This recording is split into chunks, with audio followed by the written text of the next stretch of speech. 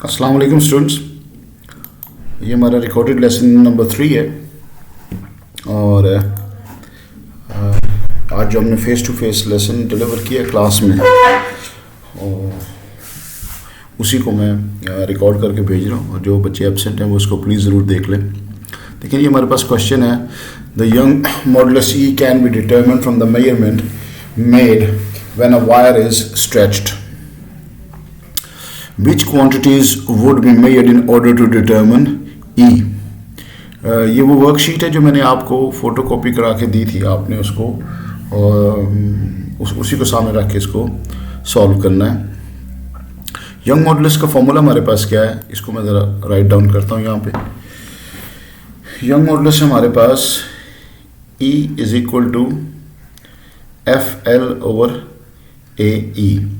इसको मेजर करने के लिए जो मेजरमेंट्स इन्वॉल्व होंगे, ये जो एफ है हमारे पास, ये mg की फॉर्म में होता है। तो मास आपको मेजर करना है, means mass of the stretching load, ये हम मेजर करेंगे। हम ओरिजिनल लेंथ मेजर करेंगे, यस। हम πd²/4 ये मेजर करेंगे। हम एक्सटेंशन ऑफ वायर मेजर करेंगे, तो हमें यंग मॉडुलस मिल जाएगा यहाँ पे, ठीक है। सो that's the way of doing it.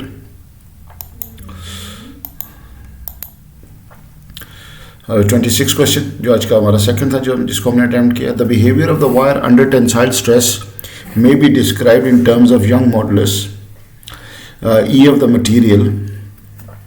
And result क्या है कि what is the relation between Young modulus and के।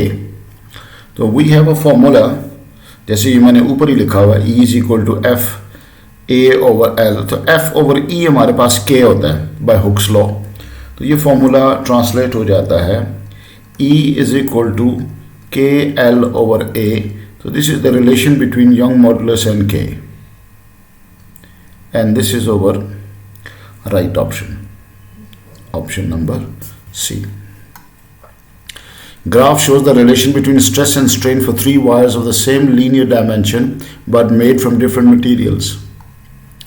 ये आपके पास different materials हैं।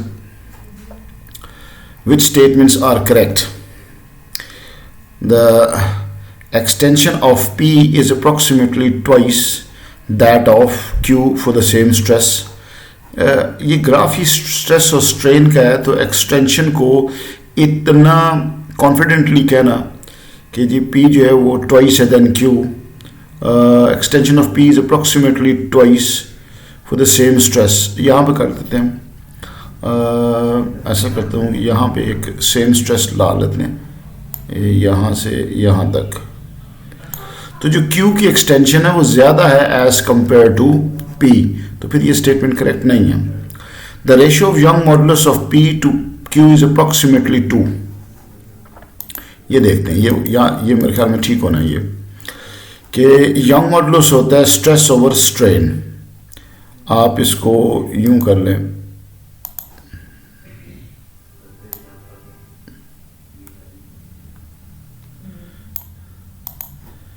ये आपके पास P स्ट्रेस ओवर स्ट्रेन, और इधर साथ ही आपके पास Q के लिए भी मैं लगा लेता हूं निशान।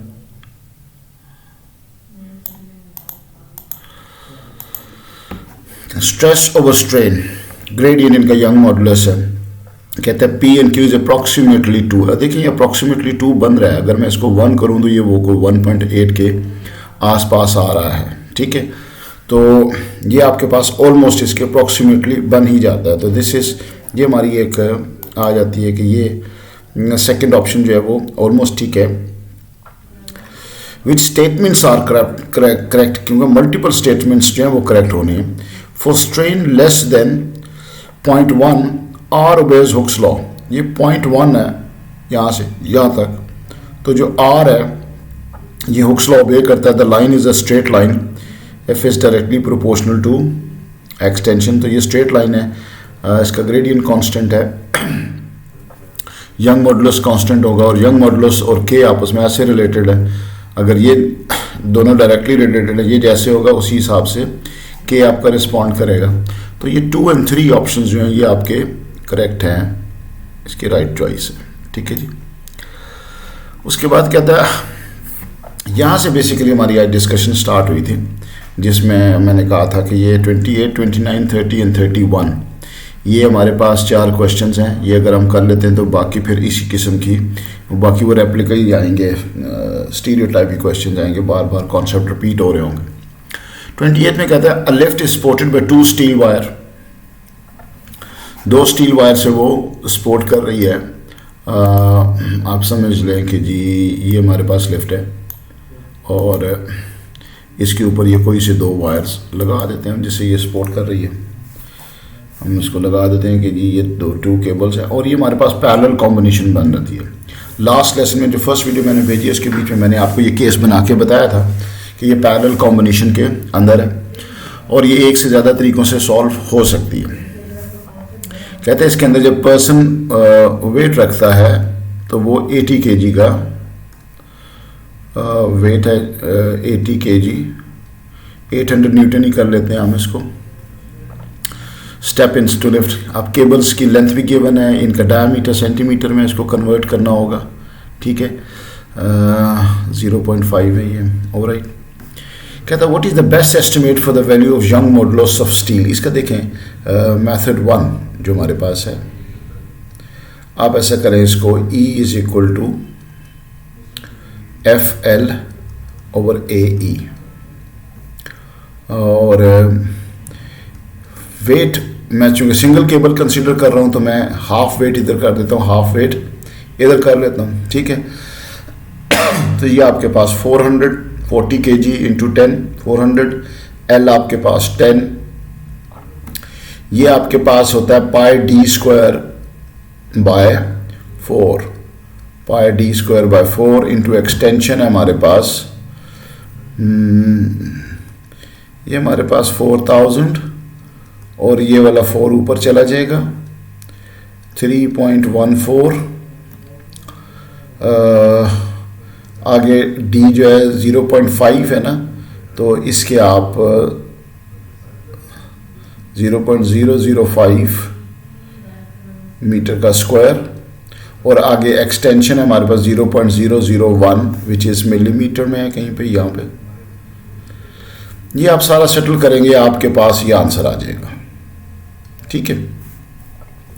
इसके बाद इसका जो दूसरा मेथड है वो जैसे हमने कल डिस्कस किया था कि टोटल फाइंड आउट कर लेते हैं क्योंकि पैरेलल कॉम्बिनेशन के अंदर है। F is equal to KE, के टोटल है ये हमारे पास, 2 वायर्स जो है उनके लिए पैरेलल कॉम्बिनेशन के अंदर। टोटल फोर्स हमारे पास 80 kg इंटू 10, 800 न्यूटन, एक्सटेंशन है 0.001, तो ये आपके पास हो जाएगा K टोटल, ठीक है। ये बन जाता है कोई 8 इंटू 10 टू रेज़्ड पावर 5 का, और पैरेलल कॉम्बिनेशन में जो K टोटल होता है वो K प्लस K के बराबर होता है, K1 प्लस K2, जितनी वायर्स हैं उतने, जितने स्प्रिंग्स थे उतने, ठीक है। फॉर्मूला ये नोट्स में मैंने आपको बताया हुआ है। तो ये आपके पास 2K बन जाता है, तो K फॉर ईच वायर हमारे पास बन जाता है K total 8 into 10 to power 5 divided by 2 which is 4 into 10 to raised power 5, ठीक है जी।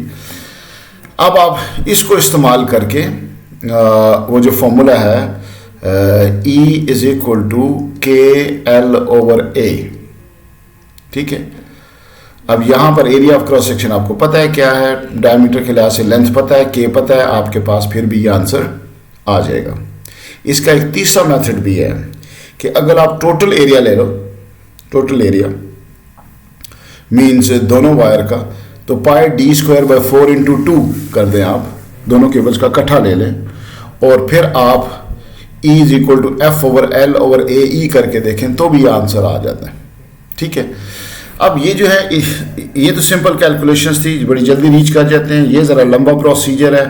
जो तीसरा मेथड था जिसमें मैंने कहा था कि एरिया जो है दोनों वायर्स का कंबाइंड ले लें, आप 2 टाइम्स एरिया कर लें आप, बाकी डाटा आप इसको 800 ही करें, 400 नहीं 800 टोटल लोड है जो वो डालेंगे आप, बाकी लेंथ और एक्सटेंशन आप डालेंगे तो आपके पास यंग मॉडुलस आ जाएगा। लेकिन ये सारी कैलकुलेशन आप अवॉइड भी कर सकते हैं, ये जो सारा काम मैंने किया है ये आप अवॉइड भी कर सकते हैं। कैसे अवॉइड कर सकते हैं? अगर आपको एस्टिमेशन में इनके यंग मॉडुलस याद है तो आप कुछ चीज़ों के यंग मॉडुलस ज़रूर याद करें, जिनको मैं लिख के दे रहा हूँ यहाँ पर। स्टील का, ब्रास का, आयरन का, एल्यूमिनियम का, ये 4, ठीक है। 2 तो आप नेट से देख लें। ये आपके पास 2 × 10⁻11 होगा और ये आपके पास 1 × 10⁻11 होगा। ये आपको एस्टिमेशन में भी चाहिए होते हैं, तो आपको वो करने की ज़रूरत ही नहीं थी। ये सारा सॉल्व आप एस्टिमेशन से सीधा उसको डन कर देते आप, ठीक है। तो ये तो हैक मैंने आपको बताया है इसमें कि स्टील का यंग मॉडुलस इज ऑलवेज 2 × 10⁻11। हाँ, 1.9 कहीं लिखा होता तो फिर मसला बन जाता, लेकिन ये तो क्लियर कट लिखा हुआ था यहाँ पे। 2 × 10⁻10 होता नहीं है, 10⁻11 का होता है यंग मॉडुलस का, और ये भी नहीं होता 4 वाला जो है। तो आपका इन दोनों सी और डी के बीच में टाई थी, तो अगर आपको ये याद था तो फिर सी आपका करेक्ट आंसर हो जाना चाहिए था, ठीक है जी। अगला क्वेश्चन जो है वो भी इम्पोर्टेंट था, उसके ऊपर भी मैंने स्टार लगवाया था। यहाँ A28 के ऊपर भी स्टार लगाता हूँ। और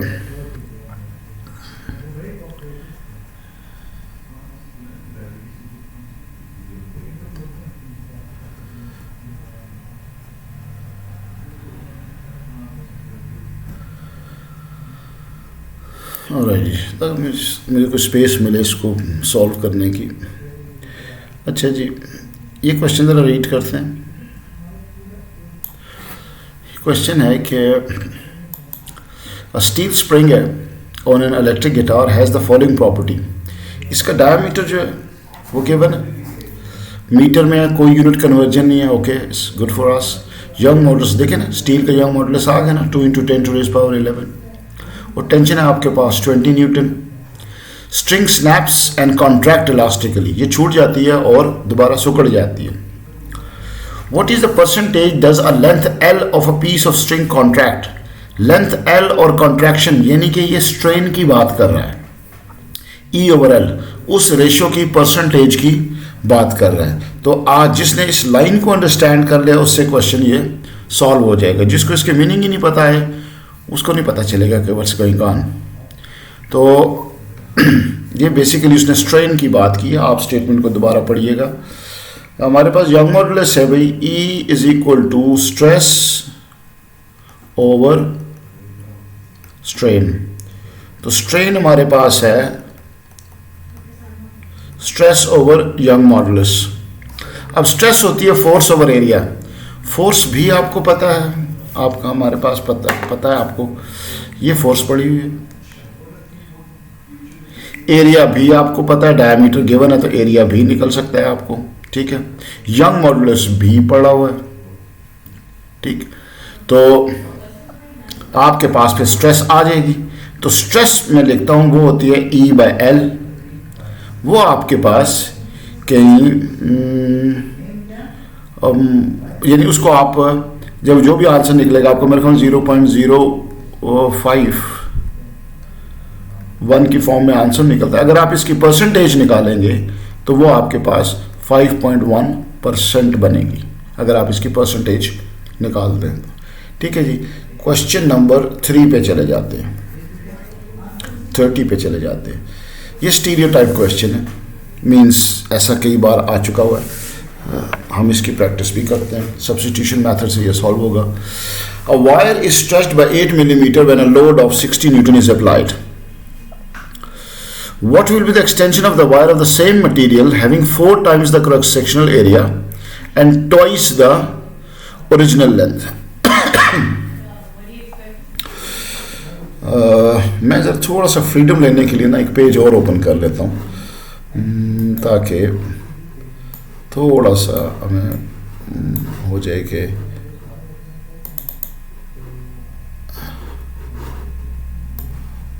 एक मिनट ज़रा मुझे अलाउ करेंगे आप। here you go।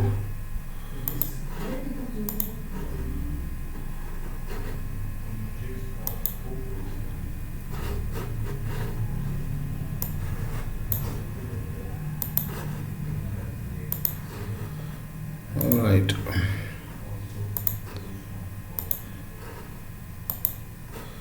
अच्छा जी, मैं अब क्वेश्चन दोबारा रीड करता हूँ, हमारे पास क्या था वो। कहते जी,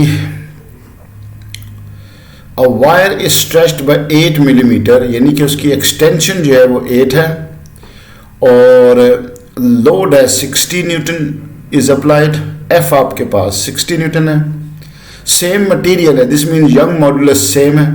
ठीक, तो मैं सबसे पहले तो एक फॉर्मूला लिख लेता हूँ इस पे, जिसको लेके हमने इसको सॉल्व करना है। वो फॉर्मूला ये है, कहाँ पे जी हमारी पीडीएफ,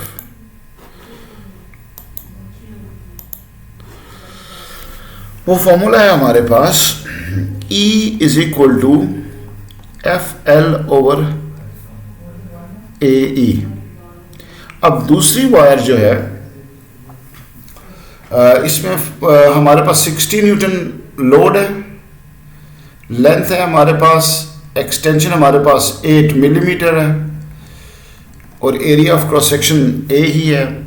अब वो कहता है इसके बीच में कि दूसरी वायर जो है वो सेम मटेरियल की है, यानी उसका भी यंग मॉडुलस सेम है, लेकिन उसका cross sectional area twice having 4 times the cross sectional area है, और उसकी लेंथ जो है वो डबल टाइम है when the same load is applied. ठीक है, सेम फोर्स इज अप्लाइड आपके। तो कहता है कि निकालना क्या है उसका एक्सटेंशन, न्यू एक्सटेंशन हमने उसकी फाइंड आउट करनी है। तो जी देखें, दोनों का यंग मॉडुलस सेम है, सेम फोर्स है, ट्वाइस द लेंथ है, 4 times area of cross section है, एक्सटेंशन नहीं निकालनी है, दोनों को इक्वेट कर दिया हमने। तो ये हमारे पास बचता है E is equal to 16 over 4 which is 4 millimetre आपकी एक्सटेंशन बच जाती है। ठीक है जी, ये 30th को मैंने सॉल्व किया था। ओके, अब चलते हैं इसके 31st के ऊपर। कहते हैं 2 स्टील वायर्स हैं, अगेन यंग मॉडुलस सेम होगा, P and Q have lengths L and 2L, cross sectional area of A and half, both obeys Hooke's law. ये तो मैं यहीं पे सेटल कर लेता हूँ। देखिए, एक यंग मॉडुलस है आपके पास E is equal to F L over A E, दूसरा यंग मॉडुलस है आपके पास, ये F जो है ना, ये हमारा टेंशन हो गया, टेंशन ऑफ P, दूसरा है टेंशन ऑफ Q, लेंथ है आपके पास उसकी डबल, एरिया आपके पास हाफ, और they go for the same extension. यहाँ पे ये मिसप्रिंट है, से एक्सटेंशन सेम पे जाएंगे वो। ठीक है जी, सेम पे जाएंगे, तो फिर आपके पास ये 4:1 बन जाता है, ये 2 भी ऊपर चला जाएगा। तो TP ओवर TQ जो है हमारे पास, इसको सिंप्लीफाई करें आप, 4:1। इस क्वेश्चन के अंदर एक सेंटेंस ऐड करना है, सेम एक्सटेंशन है, वो मिसप्रिंट है यहाँ पे, सेम एक्सटेंशन। ठीक है, अच्छा जी, उसके बाद आता है जी हमारे पास the young modulus of steel is determined using a length of steel wire and is found to have the value E. Another experiment is carried out using a wire of the same stick but of twice the length and half the diameter. What value is obtained for the young modulus in the second experiment? अगर वो steel ही है तो फिर young modulus तो नहीं बदलता, young modulus तो same ही रहता है, सो दैट इज E, वो तो नहीं बदलेगा, कोई कैलकुलेशन रिक्वायर्ड नहीं है इसमें। ठीक है, ये भी उसी टाइप का क्वेश्चन है, आपने एक चीज़ के बराबर उसको सपोज कर लेना और फिर बाकी चीज़ें फीड करते रहना है। देखें ना, ट्वाइस डायमीटर की बात कर रहा है, ट्वाइस लेंथ की बात कर रहा है, तो वैसे जैसे हमने पीछे क्वेश्चंस किए हैं उसी से रिलेटेड है ये। अच्छा जी, इसको मैंने बेसिकली ये दोनों क्वेश्चन जो हैं वो आपके लिए छोड़ दिए थे कि ये स्टीरियोटाइप हैं, पिछले क्वेश्चंस को हेल्प लेके आप इसको कर लें। इसमें भी देखें, the diagram shows a wire of diameter D, length L firmly clamped one and a load is applied. By how much could a wire of the same material but diameter extend when the same load is applied? इसके लिए भी वही है, आपके पास है E is equal to F L over pi D square by 4 ऊपर आ जाएगा into extension.